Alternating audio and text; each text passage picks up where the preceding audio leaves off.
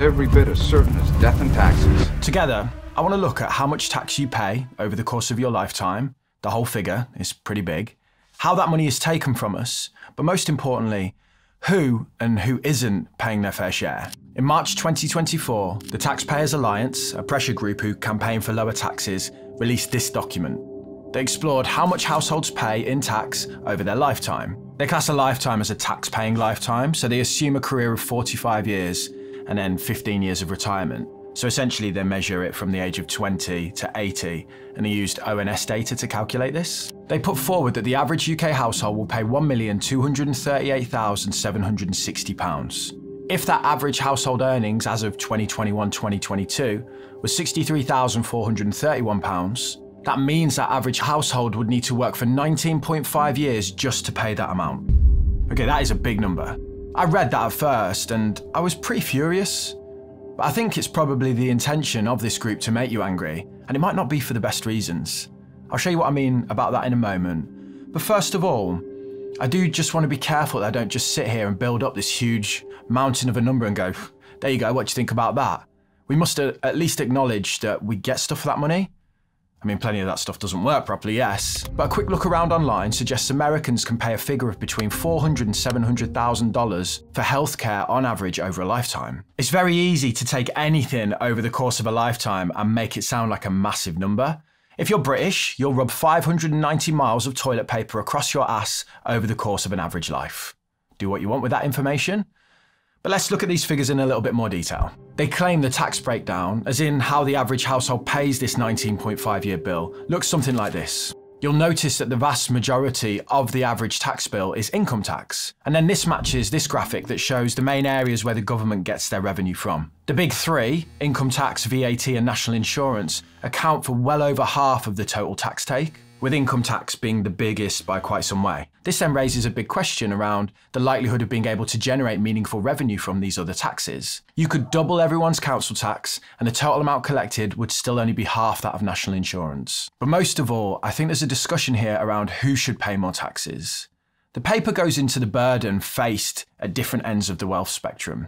We know the average household has this burden that takes them 19.5 years to clear. The top 20% of households, which bring in a total of £144,685 in income on average, their tax bill is £2,962,905, and that takes them 20 years to clear, half a year longer than the average. But the bottom 20%, with an average gross income of £19,599, pay a total of £458,535. Well below the average rate, but in terms of the amount of years it takes them to pay that bill, it equates to around 23 years, the highest of all the groups. I think this framing of tax burden in terms of years spent paying it is a good measure of fairness.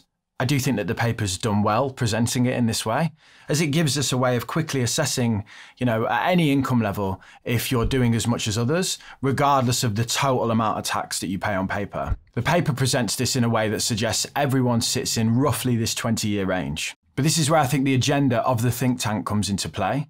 They campaign for lower taxes. Open Democracy ranks think tanks on transparency around who funds them and scores Taxpayers Alliance the lowest possible rating. As in, they think we have absolutely no idea who is paying for these guys to exist. I think the answer to that question lies within the way they present the data. The framing of this group as the top 20% makes it look like the wealthiest cohort are paying around the same amount in terms of years spent as everyone else. But this is a very wide range of income, isn't it? To be in the top 20%, you need an average household income of 144 grand. A normal working couple could get to that. I wouldn't call them rich. I bet there are families watching this who bring in that amount of money, who live in and around London, who are feeling the pinch, paying a tax rate of close to 50% on their earnings. To hold up any household with above 144k and say these are the richest amongst us, I believe is a bit of an injustice. Because let's be frank, a household at that level shares a lot more in common with a household on 19k a year than they do with one on $1 billion, even though this paper decides to group them together. There are plenty of individuals whose tax burden is made up in the main of taxes on this side of the chart. Taxpayers Alliance should then probably go, let's separate this out. Anyone who pays income tax and national insurance, and then everyone else. This paper does a great job of showing the burden paid by workers. And I do think this measure of years spent should be adopted as a way of calculating what is fair at all income levels. But then it stops. and doesn't describe the burden paid by those who draw the majority of income from sources that don't involve swapping time for money. The burden paid by the truly wealthy, not just the top 20%, probably not even the top 1%, but the 1% of the 1%. That's an interesting decision, isn't it, to admit that, to frame it in that way, to make it look like every group is giving around as much as the others. But is that actually the case? I wanted an answer to that question. Before we look at that, let me tell you about today's video sponsor, Manual. I've been using Manual now for about 18 months and I've been loving the results. It all started for me when I sat down in my barber's chair and he goes to me, every month you come here and every month you've got a little bit less hair. I mean, thanks mate. He's my ex-barber now. Well, no, I'm only joking. His honesty was refreshing and it started me looking for solutions. I'm not really ready for a hair transplant, but I discovered academic research around the application of minoxidil and thought I'd give it a try. That then led me to Manual, and the process was super easy. You just go on their website, fill out a quick questionnaire, and they send you clinically proven treatments in the post with no need for an appointment. I reached out to them, asked them if they wanted to sponsor the channel because I was happy with the service and was loving the results, and they kindly said yes. If you want to try them out, there's a link in the description below, and if you use code DTM55, you'll get 55% off your first order. That's DTM55. Right, let's get back on with the video. In 2023, Advani, Hewson and Summer released this paper in the Oxford Review of Economic Policy. They posed a simple question: how much tax do the rich really pay? If you're full-time employed, any time that you get a paycheck, your tax is deducted at source, 20%, 40%, 45%. You don't have a choice. But there are certain people in the UK who can kind of, in a way, choose how much they pay. In the paper, they call that number the effective average tax rate. And they found clear trends. So let's start with some broad averages first. For those who earn over 500k a year, the effective tax rate is below 38%. For those over 3 million a year, it falls to 30%. So there's a decline the higher you go. But you could sit there and go, hold on, Damo, 30% for over 3 million. That's around 18 years as a tax burden. It's in the range of the others we looked at before. But remember, this is an average. What is most interesting here is not the average figure, but the variance in these higher earning groups. Around a quarter of the top 1% pay significantly less than the headline rate. For example, 10% of individuals with more than 3 million in income pay below 37%. And when we include capital gains, almost a quarter of those earning more than 3 million paid no more than 12%. There are many wealthy people in the UK who are paying their fair share. In fact, most of them are. But then there's this portion, this small group of high earners who are paying a tiny percentage relative to everyone else. If you're employed and you're spending around 20 years covering your income tax burden, that 25% of people over 3 million who pay 12%, they take 7.2 years to cover theirs. You can't blame this group for taking advantage of avenues to reduce tax that exist to them. I'm not sitting here saying, these people are evil or anything. And of course, there's lots of nuance in this number, as capital gains can often be a one-off event, not yearly income for individuals. But it does show how access to this type of income significantly reduces the burden at the top end for a very tiny group of people. In an article from The Guardian 2 years ago, they claimed that the top 0.1% were a group of 50,000 people in the UK who earn more than £500,000 a year. We're here talking about 3 million a year in earnings. Honestly, this could be a couple of thousand people. Half of them are, probably politicians. But what this isn't, and I just want to be really clear on this point, we're not talking about high earners here. 100k a year is an amazing salary, but it's not this. This is the kind of money that means that these people operate and live in a financial world that is pretty much unrelatable to anyone watching this video. The paper was clear. It's the inclusion of capital gains that reduce the percentage burden of these wealthy individuals. This is how they get their tax rates down so low. It's also why capital gains is front and centre for this budget. If you're saying you don't want to place a financial burden, a further one on workers in the UK, but you want more taxes, capital gains is an obvious place for you to land. It's a small part of the tax pie, but it's becoming more and more important. In the last 24 years, it's gone from being 1% to near 2% of tax revenue, mainly because wealth has become larger in the richer cohorts of the UK. 300,000 people paid capital gains tax last year. Of those, around 12,000 of them paid 2/3 of the capital gains revenue in total. So the average gain of that 12,000 people, it's about 0.02% of the adult population, was around 4 million quid. So big numbers. There are lots of exemptions when it comes to capital gains. The one most people will know is your primary residence is, not subject to capital gains. In the end cards, I will link a discussion around capital gains from the IFS. I'm just skimming the key points here. But Dan Needle states there are 3 types of capital gains. You've got one where someone is passively investing. I buy some shares.